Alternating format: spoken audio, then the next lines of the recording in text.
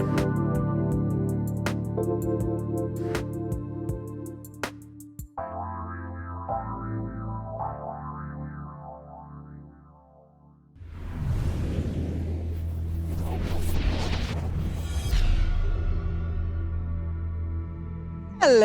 everybody. Yep, that's what I said. You sound drunk. Hello, everybody. No, I'm on a spirit high today. Let me tell you. Go to our YouTube page, Shades of Spirit, and you will hear about my moment as I was getting ready this morning and how I actually could not breathe. I was having such a hard time breathing. It was like everything was coming in. I could feel energies around me. And so while I curled my hair, you guys get to listen to me talk. I'm not doing a beauty tutorial because I'm doing it all wrong. So I already called myself out on that. Tutorial. Yep. I'm psychic medium Jamie. Yeah, Spiritwalker Nicole. Hello. And we are Shades of Spirits. And today we're going to talk about the mysticism behind labyrinths, right? I think it's just because we fell in love with labyrinths, we can't stop talking about them. Yeah.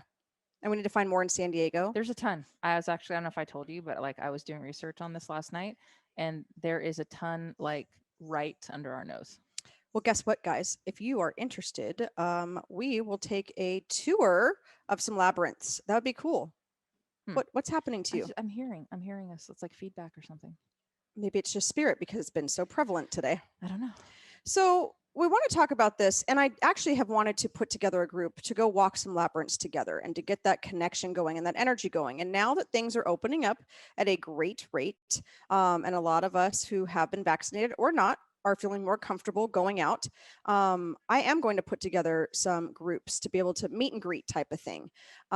You're pointing, and it's behind the computer, and I can't see it. No, it's not. It's your thing there. Oh, it's me. Yeah. We can hear me. I like to hear myself talk. So yeah, like this is going to be some field trips and be able to start doing some connection with you guys and some energy work with you guys while we're in the motion of it. But at any rate, we want to explain what that's going to entail. What are labyrinths? How do we work with them? Where do they come from? What's the spiritual aspect behind them? So that when we go do this, and actually it's going to be funny because when people want to sign up, I'm going to have them refer back to the show and listen to it so they get some of the basics out. So when we get there, we can just get to work into moving into that energy. So you really wanted to do this topic. This was more on you. How do you want to start it out? How are we going to do this? Well, I think that we just start with the basics, which is just letting people know if you don't know what a labyrinth is, because I think sometimes, and I know we'll talk about this a little later in the show, but when people see it, it's a little intimidating if they're not, 100% sure of what it is. And it's just like anything that, spirity, if you don't really know what it is and if you're not with somebody that is really into that, it can be intimidating, or you're like, oh, I'll just maybe do that later or whatever.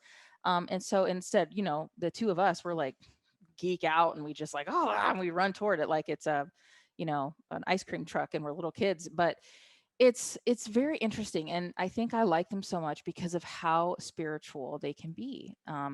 Because they're as spiritual as you want them to be. And I like that. When I was researching it to give the basics, I found out like labyrinths, they can be found in history as far back as 4,000 to 5,000 years. And they're throughout many cultures, which is awesome. And they're in different, like you can find them in Native American cultures. You can find them in, originally it's said that it started in Greece, but you can find them all throughout, which is really nice. And it seems to be kind of it doesn't matter that I'm not non-denominational, but there are several different like religions or whatever they follow are interested in that.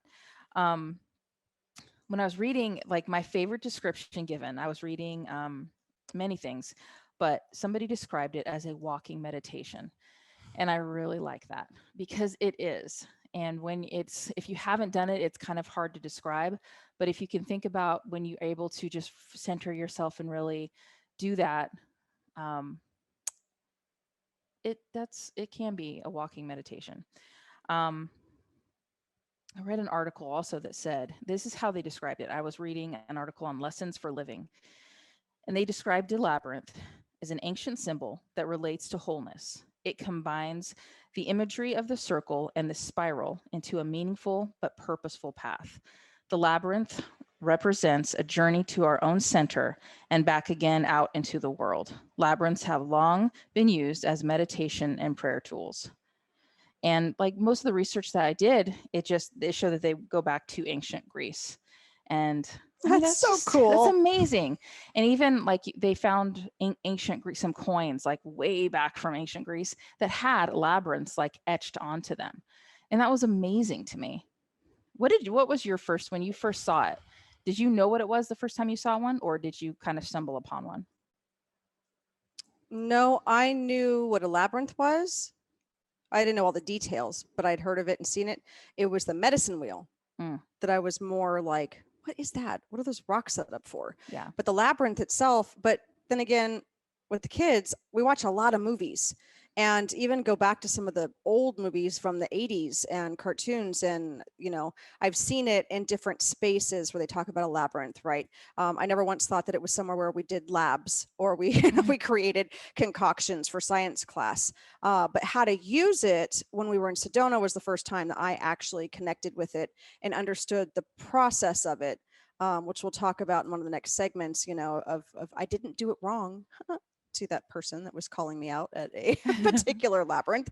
But no, to actually use one, the first one I did in that respect of the meditation process and bringing our spirit team would have been Sedona. Yeah. And what I like is that most times labyrinths have like a little sign or a post or something near them, and it tells like the, as I say, potential users, the rules. And what I like is that most of the time people are so like, okay, they are like, tell me the rules of this, so I'm going to do it right. And most of the labyrinths that I've come across, the rules are simply that there are no rules, that you can do this labyrinth however you feel called to. You can walk it, you can run it, you can dance through it. You don't even have to follow the path specifically. If you just want to go straight to the center, then you can do that. And I like that because I don't know, me, I don't really like the rules so much where Yeah, someone says you have to do no, it this way, or no, wrong. this is the wrong way to do it. You're not doing it right. And so many people, like our students, will come and say, okay, well, I was told that this is the way to do that. And when we give them other ways, alternative ways to do things, they're like, well, wait a minute, and it's so much things with spirit is there's a lot of different ways to get to the same destination. It doesn't have to be one certain way. You know what I like about some things that I looked up as well, because the more that we get into things and we hear from our spirit team, we still want to be connected in a way to where we can do research of the ways that other people use them. Because again, any of this is not done in a wrong or right fashion, right? It's about the interpretation. It's about the person that's walking it. It's about your beliefs. It's your connection. And so I went through and looked at the spiritual meaning of the labyrinths, right? And it's an ancient symbol. It goes back, like she said, thousands of years ago, which that gives me the chills every time I think about it, because people were doing this thousands upon thousands of years ago, right? And we're walking within the symbols that they created thousands of years later. And I think about that when I started out. I actually kind of pay homage to any and all that created these, that made these possible for us, right? A labyrinth is considered an ancient symbol to some that relates to wholeness, right? Mm-hmm. It combines the imagery of that circle and that spiral into a meandering, purposeful path, your path, which is also cool. You can walk it at the same time as someone else. So it's not like we have to all just wait until Nicole's done, unless she's being in a bossy mood, and then it's my turn. No, you can walk the path with someone else because it's your journey, right? And I like to think about when we would walk it together that my team is talking to us, that it's that connection for us, right? It's that moment of on that life path, we're following certain things on the same direction, and it's bringing us to a deeper connection for it as well. It represents a journey to our own center, our own core, our powerhouse. That's where I reside when I do the labyrinths, is my solar plexus, into our center and back out again into the world. So that takes me into a spiritual place that I spend, I don't know, I think we walked that one in Maui for like 45 minutes, if Yeah. not longer. Because A, it was bigger, and B, there was such a deep connection to it, which we'll talk about. But when we come back out, we've now entered back into the world, Mm-hmm. and we are changed in the good way. not necessarily a negative way, it's all positive. It's about connecting. Labyrinths have also been in meditation and as prayer tools. So you can meditate through it. It's obviously a mindfulness meditation. Don't close your eyes and try and walk the labyrinth. That ain't going to work out so well. But you definitely want to just hone in on that and be able to connect on that as well. And it's not a maze. Some people Yeah, really confuse it's not a mazes with maze. labyrinths. And whereas mazes, like if you go to one, I don't know, at like Halloween, they'll have like mazes. And there's, those are designed with walls and obstructions. So you have to go back but this is not a labyrinth. The labyrinth is there's one way in and you follow that way right back out. And that's what I like about it. There's no like, oh, am I doing it wrong? Did I make a wrong turn? You're not going to do that in a labyrinth. And the rules are set not as rules, but they're guidelines, Suggestions, right? And I learned in a very shaming way, like I said, somebody had a different idea. They thought you're supposed to walk the labyrinth going into the right first. Well, I didn't know the first time I did it. And so I walked in and went to the left. I did what my intuition told me to do, where I was pulled to, and walked it. And then I got done and I got out, and Spiritwalker Nicole said, you did it wrong. Yes, you called me out. You said, I think you did it wrong. You went into the left. And I go, well, yeah, that's where I'm supposed to go. And she's like, well, that guy said you're supposed to go into the right. Yeah, no, I wasn't saying that. I was telling you what that guy said. No, I didn't. I said, no, I did not. But then I actually went over and read kind of the key points of the labyrinth, and it actually says to go in to the left. But it's all about using your intuition. And we're going to explain why, because there is actually a method to that labyrinth walk. So what you guys need to do when you're at these locations is just take a minute out to connect. And at the end of the day, are labyrinths evil? No. Just no. They're not. I mean, I guess we could make anything evil, right? Yeah, anything could be, but I mean, they're used to, in history, they used to have like a minotaur or whatever that's called, that they would say was in the middle or whatever, but we're not dealing with that. If I could find a minotaur in the middle of a labyrinth, that would be fantastic. No, evil is as evil does. That's what I put on my paper, because at the end of the day, if you go in with ill intentions, you're going to walk out with ill intentions, right? That's not how that works. So these are supposed to be a peaceful place. It's a place of reflection. It's a place of finding your center. It's a piece of, connecting more with your spirit team and the angels and whoever else you want to bring into that circle. And then you leave on an ascended level. And that's what we're going to work with you guys on. We do some field trips. So stay tuned for that. That's going to be really cool. Okay. After the break, segment 2 is going to be our first experiences with it. Now, I'd love for some feedback, right? I know you guys are watching, like and share. We love that. If you've ever walked one, I just clapped for the first time in this one. If you've been in one, or you have questions about them, or you've seen them, but you still don't understand, throw it in the chat box. We will answer questions for this as well. This Saturday, I only have a couple spots left. It is filling up like I knew it would, and that is our Akashic Records class. It's finding your blueprint, and we send you out an email with questions in regards to what it is you're trying to achieve now, so that we can get into your Akashic Records and work through maybe some past life energy, anything we need to shore up and clear out, and be able to help you get some clarity on moving forward. So that's this coming Saturday, the 15th, 11 a.m. Pacific Standard Time. It's a couple hours long. Each person gets their own reading, but we have a personal email between the two of us in order for me to grasp on what it is that you are looking for. And then we go over all of that workshop. So that's not a bad deal, because it's a lot of legwork on my part. It is $40 for that workshop. So you guys stay tuned after this break. Let us know if you've been to some labyrinths, and we're going to continue talking about our experiences right after this break.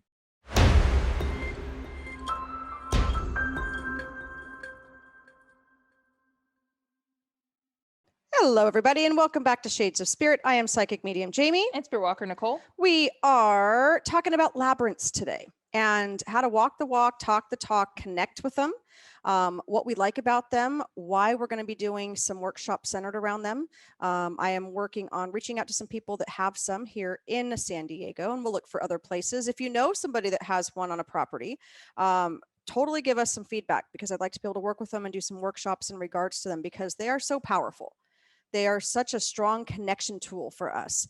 And if it wasn't for the fact that now we've walked 4 in the past 9 months, and the profound effects that we had at the ones in Maui, I wouldn't be as into them. But because I've seen it firsthand, we've seen what it does firsthand. From the time you walk out of the darn thing and take a loop and come back, and all of a sudden spirit is validating exactly the messages that you got in it, I know that these are tools that we can use. I unfortunately, we do not have a backyard big enough to do one, so it would have to be like one of those finger You ones. get dizzy. And then we go this way, then we go this way. So let's talk about our first experience with the labyrinth, right? So you go first. I will. The one thing though that I did want to mention that I forgot to say in the first segment was I read about many cultures who have labyrinths at whatever particular location, and they have like not as soon, but when they have somebody that's grieving the loss of a loved one, they will take that person to the labyrinth, and then they will, sort of give the direction of this is a place that you can connect with that person. And I thought that that's amazing. And I don't know, it's powerful. And I just wonder how that goes.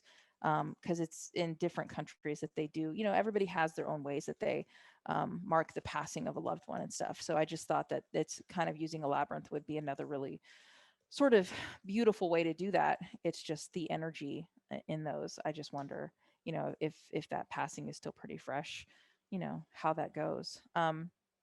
My first experience with the labyrinth was I really don't think that I understood what it was. I just kind of stumbled across it. I remember sort of looking at it and sort of, cocking my head to the side, both sides, and I was just really carefully walking around it, like checking it out. Um, I wanted to like feel the energy from the outside. I didn't want to make a commitment to go inside because I didn't know what it Did you was. tiptoe around this I thing? did. And Yeah. I'm just like, what is this? Okay, how does this work? And like many labyrinths, there was a little sign posted near it, and it had the, in quotes, rules. And I was reading that. And I'm like, okay, I like that. I like that. Oh, I like that. But I just remember feeling, and it wasn't a big labyrinth, it was a relatively small one. And I just remember feeling the energy buildup that I was feeling prior to going in. And I mean, and that's before I even really knew what they were about or anything like that. But after that first one, I was hooked. I'm like, okay, I get it. And, in subsequent labyrinths that we've gone to, like they always feel like an energy vortex to me. And I think it's just because, people before me have gone and they've prayed and it's such a spiritual experience that I think that's how that the energies can sort of build up there. What was your first time like? I wasn't sure what they were either. I mean, I knew it was a labyrinth. I wasn't quite sure how to go about it. I realized it wasn't the good time for me to work with it. It wasn't the right time to work with it. So I never walked through it. It wasn't because I was fearful of it. It was one of those things to where you stand back and you're like, what is this? What does this do? And you see other people kind of walking through it. Kind of like the guy with his beer and Oh his really man. loud country music. Yeah. No rules. No rules, guys, no rules. But I've seen them throughout the course of time. We've gone to a lot of botanical gardens. We live in San Diego, you guys. There are labyrinths, like you said, all over the place. I don't know of a lot of them. We're doing research more and more now. But there have been times where I've come across them in certain places and been like, what do you do with that? Right. And so it was about that connection part of it for me. You're not sure how to do something, so you hold back, or the kids want to walk through it. Okay, you guys go walk through it. Because I know it's not going to hurt anybody, but I knew that I wanted to do it the right way. So Sedona really was that first time that I walked that labyrinth. And it was nice because the shaman that we were working with at the time explained what to go do while she set up at the medicine wheel. And so she explained to us how to properly do it. Right. And that experience took me into a completely different space. I literally lost track of time. As you guys see the pictures go through, it's the one that's got the bench in the middle of it and it's out in the desert. We'll talk more about those and bring those pictures up again. But yeah, it was definitely one of those things to where I worked into the past energy of myself and past lives, into the present energy, and then I moved myself into the future energy. And that is where it got pretty trippy. But For, what I liked about that before you get into that one Mhm. is because the illustration of labyrinths are for everyone, because right prior to us going in there, just like she was just talking about, this dude stumbled near the labyrinth. It was like 10 o'clock in the morning, and he had his phone blasting country music. You could hear it like from a long way away, and he had a beer in his hand, and all of a sudden he just starts walking this labyrinth. I'm sorry, stumbling this labyrinth. But it just made me laugh because I'm like, really? This is going to be her first, like, this is what she's seeing. But he kind of meandered his way out, and then you go in here and have this experience, and I'm just like, these are why I love them. These labyrinths are such sacred geometrical shapes. We actually have a book, and I've been doing a lot more research on them. And it's interesting that different shapes go back to different places in time, anywhere from Germany, like she said, Greece, France, Italy. They've all had them in some aspect, not necessarily to walk through, but as part of a lot of them was a religious church areas or holy grounds, but then we've taken them and evolved them. So before we go to break, before we talk about reaching that center, because I think that part of it is so profound, I want to read you what one of the guidelines that we found at, where am I at? The Sacred Garden. Beautiful place. It's in Maui. Spiritwalker Nicole found it. She didn't tell me we were going. It was gives me the chills just thinking about the experience, because they have 2 labyrinths on site. And I stood there and I read their rules, if you will. They call them guidelines to it. So I want you guys to think about this. So it says, this one was going outside. So we were going outside to the one that looks like it's in the rainforest and it's flat and it looks it's gold, right? And we get back to the pictures, we'll talk about it more. But that's an 11 circuit labyrinth. It's a replica of the Chartres Cathedral in France, right? So this one came from France. It is not to be confused with a maze. Again, they talk about that too. This is not a maze, right? While mazes are designed to trick you and has dead ends and false paths, the labyrinth only has one path leading in and one path leading out, right? This is not Harry Potter, where he gets stuck in the maze and then all of that goes on. This is actually one path in and you get to the center and it's one path out. That's it. That's why you can walk the labyrinth with others, because you're not going to bump into each other when you're coming out or going in, because it's only one way. This labyrinth is an ancient path of pilgrimage, rich with meaning, right? So early in the 13th century, that's going back a ways, when the Crusades made journeying into sacred destinations too dangerous, if not impossible, there would be pilgrims got creative and used this beautiful path of prayer within the safety of church. So this was, for some of them, church, right? Which I find so awesome. Within the labyrinth, they could take metaphorical pilgrimages. Kicks in. And since that time, have expanded to include a path of self-discovery, healing, contemplation, and revelation. So awesome. When you read that, you just start to become empowered and you want to take that energy in. And it says, the walk into the labyrinth. It is a time for contemplating your life and letting go of any inner obstacles you may encounter, stress, grief, thoughts, feelings, in preparation for reaching the center. And I'm not going to go on, because we're going to go to break here in a minute, and we're going to talk about the center and how that works for us. When you're walking these labyrinth, the experiences, as they will be the very thing that the labyrinth is teaching you, the experiences as you go through. The center, all I'm going to tell you about that part is that is the sacred destination, and it is time for silent meditation. And I'll talk about what happened to me. You can talk about what happened to you in the center as well. Also, the return journey back out. So coming back out, right? You finished within the center, and then you work your way back out on that 1-lane road back out.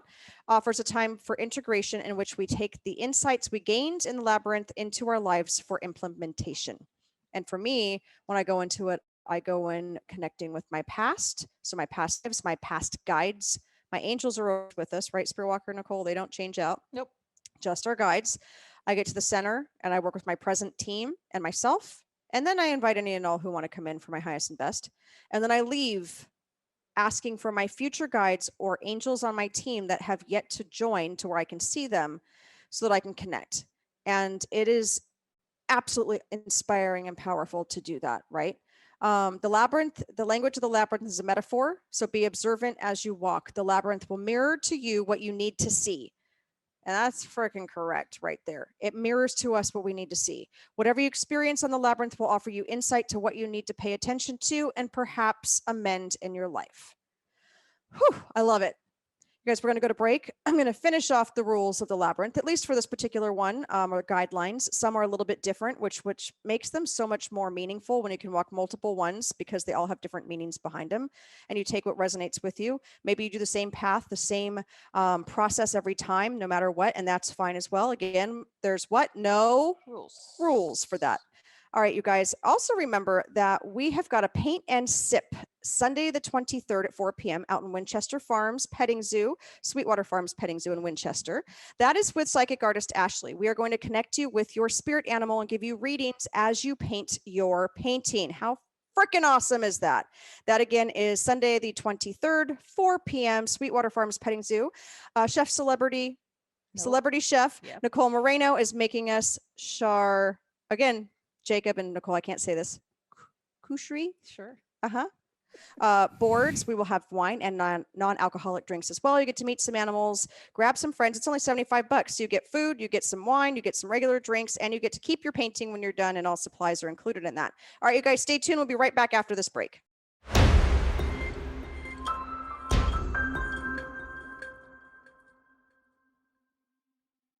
Hello, everybody. Welcome back to Shades of Spirit. I am Psychic Medium Jamie. And Spiritwalker Nicole. We are Shades of Spirit talking about labyrinths. Yes, we are. Only because they're our newest hook right now.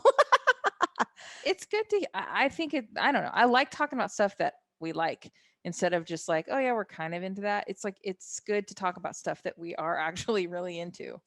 Excuse me. I'm into every single topic I do, or I would not do the topic. So, okay, whatever. Anywho, we want to talk now about the center of the labyrinth, right? So guidelines for walking the labyrinth. Yes. Here we go. Let go of expectations. Check. Anything we do with spirit, we need to let go of the expectations, because you know what? Spirit, time and time again, there isn't a day that goes by that I work where I'm not like, holy shit, what, right? Every time it is the unknown that we are working in.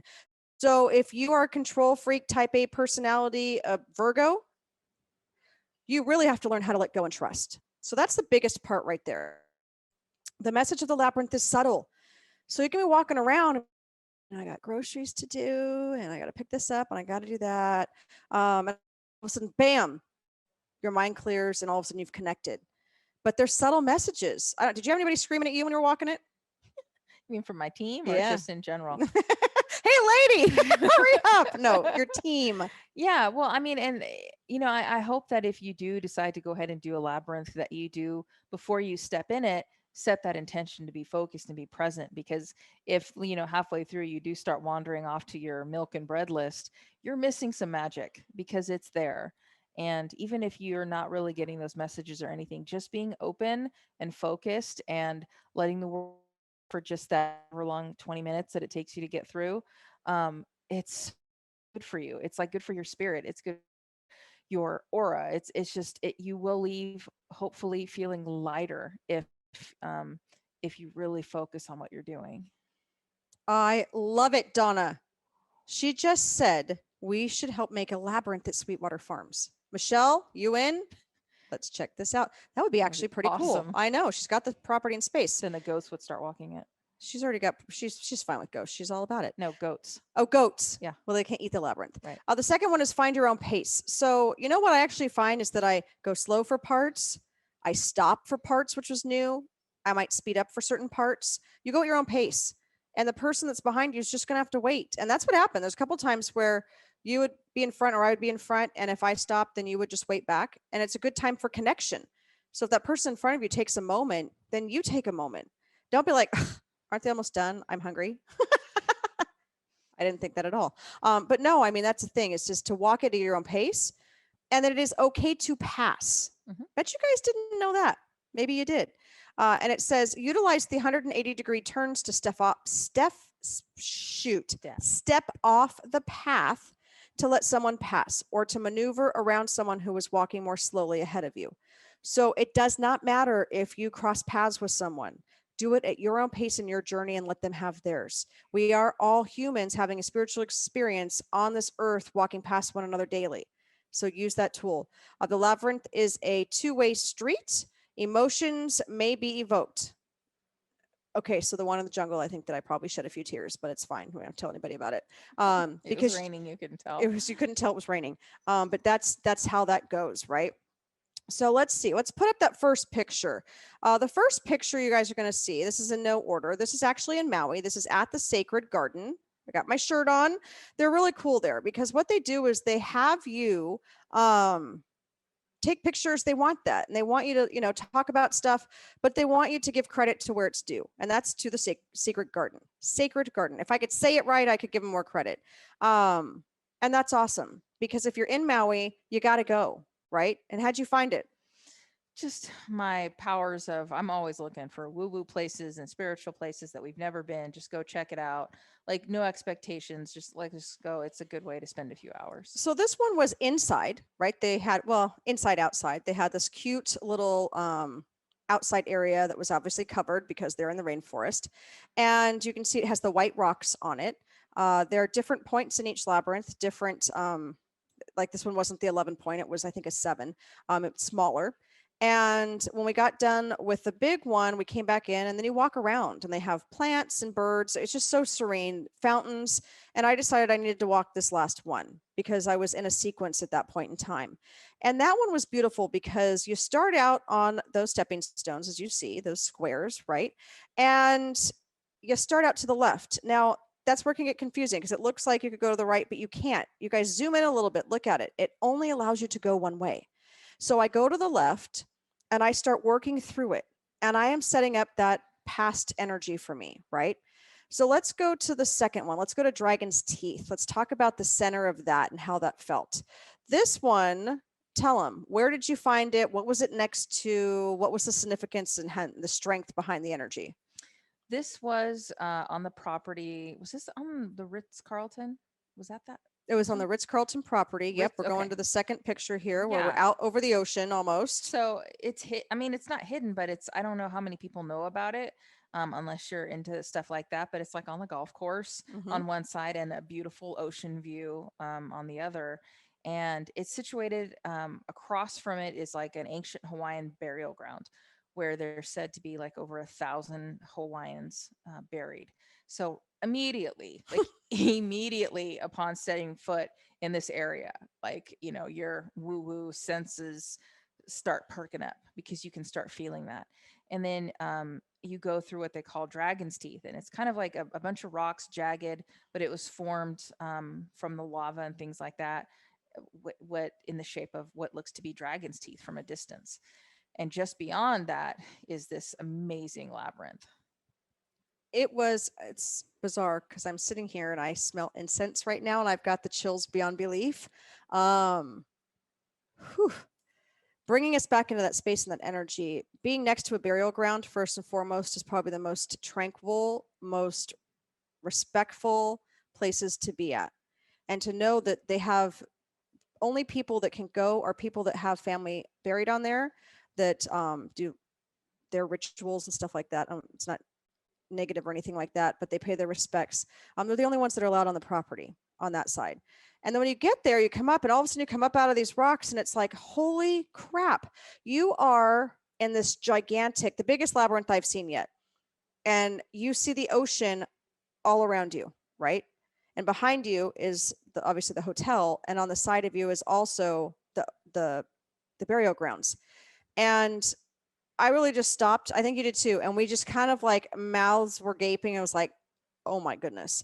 And then we started to feel the energy of it. Now, what did you hear for the longest time? Drums. I heard drums the entire trip. Yep, drums. So she was connecting on that level. She was hearing drums clairaudiently. Like it was just, we were automatically switched in from human mode, walking around, to spirit mode immediately. There's no one else in it. And at that point, there was no one else on that rock with us. Mm-mm. It was amazing.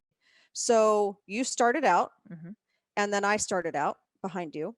Now, the first thing that I do is I set the intention before I walk it. What is it that I want? And so I said, I want to connect to the past, present, and future again. I want to gain more knowledge and to be able to connect with my past life guides in order to see what it is that I have that I need to move past, that I need to clear, that I need to release. I want to connect in the center with the present moment. And Then I want to be able to walk out with my future guides. Oh, is that all? I got a lot going on, right? She's already like halfway through, and I just finally just set my intention, right? But going in for me to connect with the past guides was pretty easy because a lot of them are still here. Some have either come back in human form or are helping others.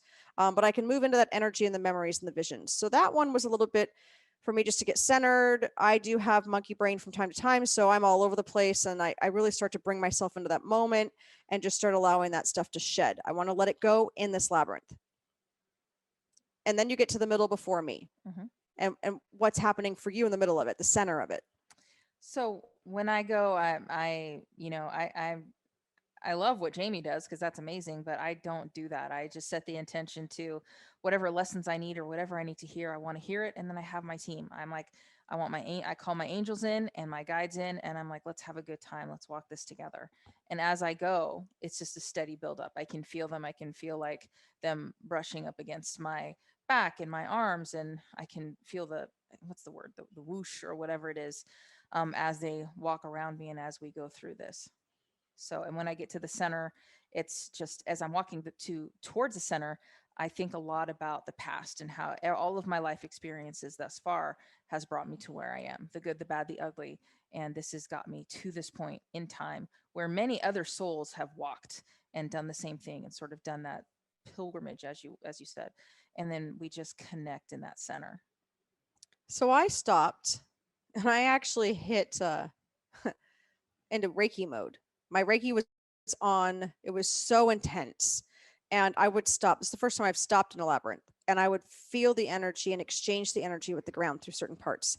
When I finally got into the center, I closed my eyes. I put my right hand, my dominant hand on my heart chakra, and my left hand on my solar plexus. And I closed my eyes.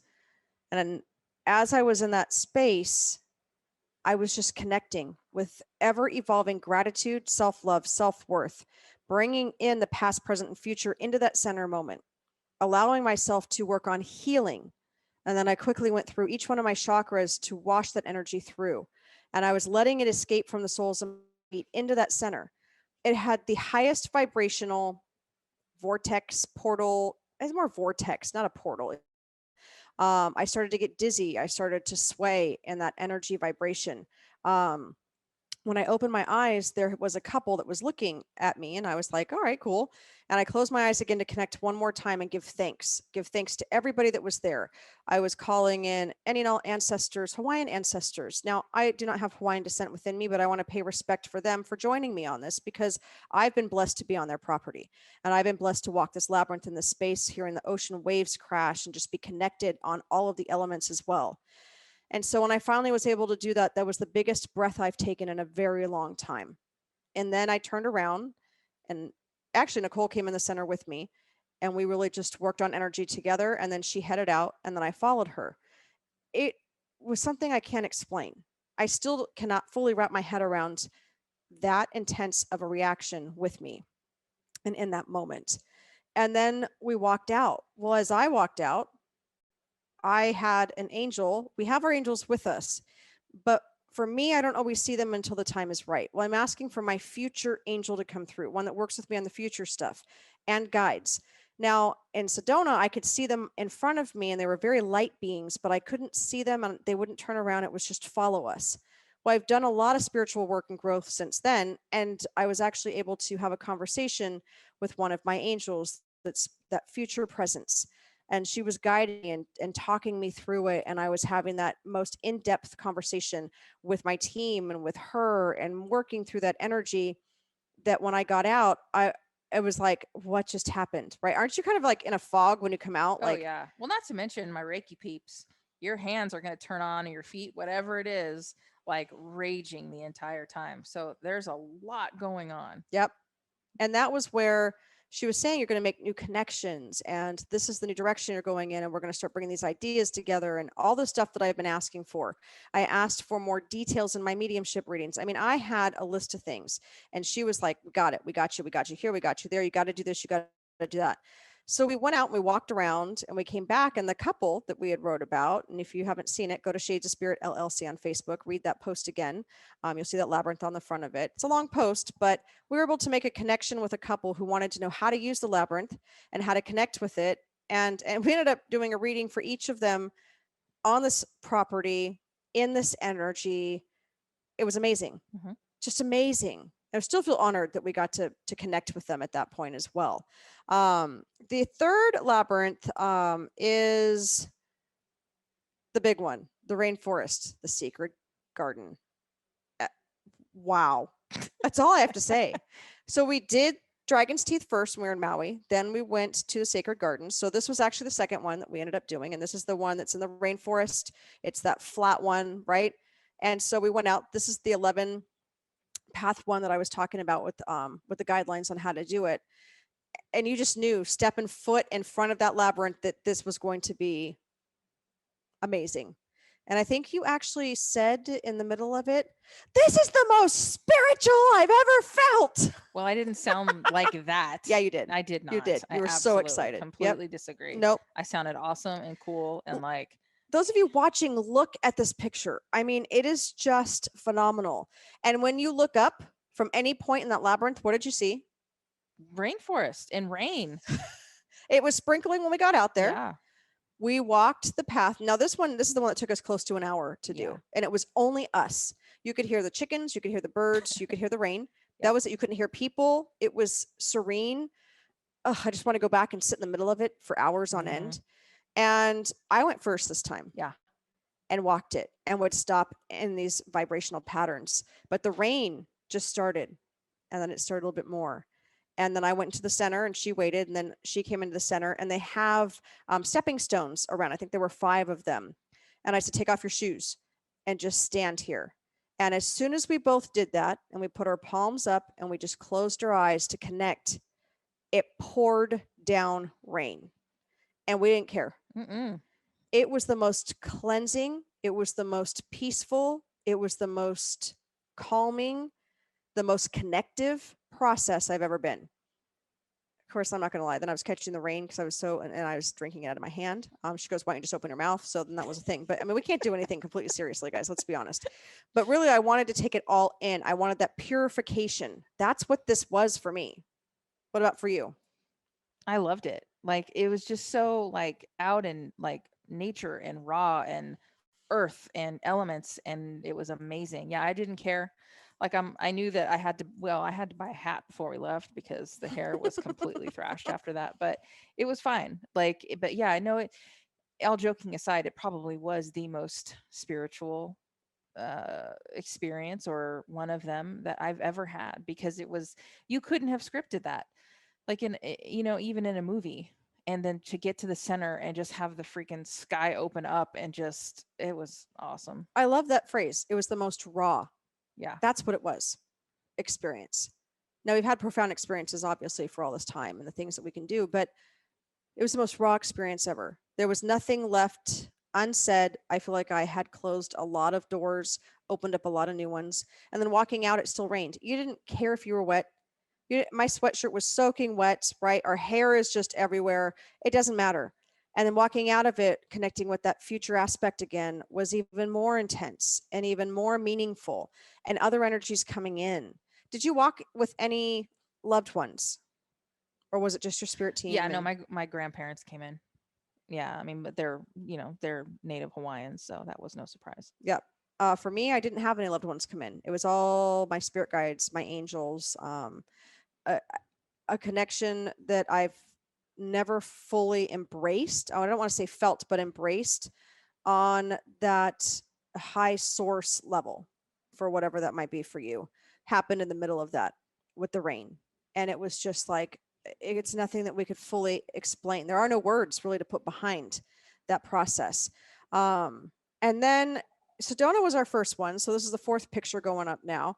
And it was also amazing in and of itself, because you're connecting on such high vibrational land. The vortexes that were out there, the way that they created it, the intention that went behind it, was absolutely amazing. and you're out in the desert. We went, and it was actually kind of breezy and chilly when we Mm-hmm. went. Um, but it's something that I would highly recommend doing when you're out in Sedona as well, because when you can walk that labyrinth in that vortex energy of Sedona, and I think it was right after we did the church, the cathedral church, Oh, the Holy the Cross Holy or something. Cross. Yeah. Yeah. We meditated in there for a while. I mean, it was just everything was coming together. And this one, look, they all look fairly similar, right? But you can see one way in, but that's the same way you come out. It's amazing, that process. It guides you through it. You connect at different levels, right? Um, There were a couple of little kids that went in before we did. And I remember sitting and kind of waiting for them, but I closed my eyes and I just listened to them because they weren't talking, but they were laughing. They were running through it and they were laughing. And I remember like thinking of what an amazing sound that was, of little kids just laughing, having a good time, and just running through this. And I'm like, I wonder if they even know. Like, I wonder what they know. it's the same but different. Hmm. It's desert, it's ocean, it's connection on any plane, any field. So when you're doing these, you guys know that, like, it's your own experience, it's your own journey. It is to be taken as an individual amongst others. And I think that's what's also really powerful. If 6 other people would have joined us, it would have been fine, because we were in our own element, we were in our own zone, right? And that's what's important through all of this. Also, when it comes down to it, for me, it's another outlet, another way to connect outside. It's a way for me to bring in any ancestral energy from the land, and to be able to have that connection, that conversation. I can't say that I'm the greatest meditator where I can just clear my mind. Now, I've trained in it, and if I got back into that practice regularly, I could, but I find this more beneficial to me because I can connect in the process of it. Yeah, and the cool thing though, that if you think about all the labyrinths that we've been to, has the energy been the same at any one of them? Right? Mm-mm. No. Like you can have this amazing spiritual experience and it's always different because they always carry different energy. It's the same damn thing. Like, and like a lot of people will be like, what are you talking about? You're walking in a circles. Okay. But for those of us that get it, it's different. It's that the air is different, like the feel is just so different. It's hard to what are you working on there? I got it. It's no problem. I'm all under control. You just keep talking, your little voice keeps going, and then no one notices what I do. You stop talking, then he focuses on me, and Wow, everyone gets a shirt so shot. So, I'm the problem. uh-huh. Okay. So yeah, I mean, that really kind of just sums up our experiences with the labyrinths. It sums up how we connect, the information that we gathered. Now, what was interesting is that I did a reading this week, and I haven't done many straight mediumship readings because that's okay. A lot of people looking for direction right now, and if loved ones come in, great. But at the same time, it's one of those things to where I was able to do a mediumship reading like I have never done before. It has evolved greatly, and it's because the intention and the connection that I made, I know, through walking those labyrinths in Maui and having those conversations and asking, because I put the intention out and I asked my spirit team, it was received by them, and it was gifted to me. This is a gift. We all can do psychic work. We all can't be mediums, and so I know this is a gift for me, and I cherish every moment of it, and I'm grateful for every single moment of it as well. So it continues to evolve, and I keep getting validation from these experiences and the conversations I had in these labyrinths, to where I know they work, and I want to start working with you guys on that. We want to start being able to take you guys out places and doing these and showing you how to make them work, so you can teach others and your family and do this yourself. I want to pull a card before we go. Okay. I'm pulling a card out of the Gaia Oracle deck because we're talking about nature. These labyrinths are outside, right? And this is going to be for the universal consciousness. So this is for anybody and everybody who would like this card as well. I love cards.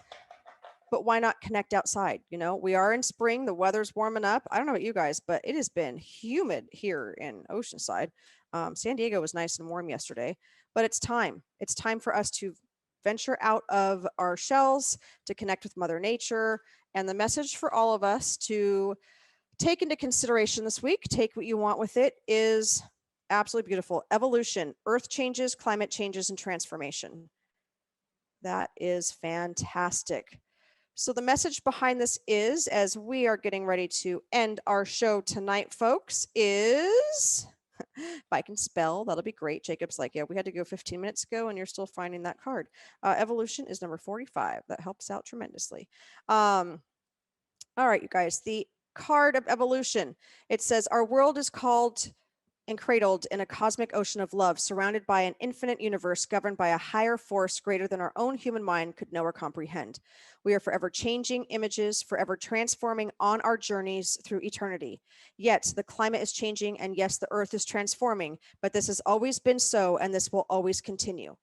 Make sure that you are connecting with yourself. Make sure that you are the architect of your own future. We don't know what the outcome will be for sure, but one thing is certain, whether or not it is our precious planet that can to transform, or from the stars we're born under, Mother Earth is always a part of us. So I want you guys in your own evolution and transformation to make those connections as well. I want you to get outside. I want you to be grateful for what you have today. Even if you're not feeling 100% of it, be grateful for something about your day today. Go outside, look at the stars, make that connection. Thank you guys for tuning in with us at Shades of Spirit. Visit us at our website, shadesofspirit.com, or go jump over to YouTube, Shades of Spirit as well. I say goodnight. What about you, Spiritwalker Nicole? I say goodnight as well. All right, you guys, have a great rest of your week. Thank you. You've been listening to Shades of Spirit with me, Jamie. And me, Spiritwalker Nicole. Tune in next time on TransformationTalkRadio.com as we connect you with your crossed over loved ones, angels, and guides. And for more information and to book your own private experience, go to shadesofspirit.com. That's shadesofspirit.com.